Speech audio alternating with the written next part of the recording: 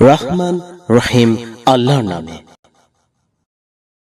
قل هو الله أحد বলুন, তিনি আল্লাহ, এক, অদ্বিতীয়।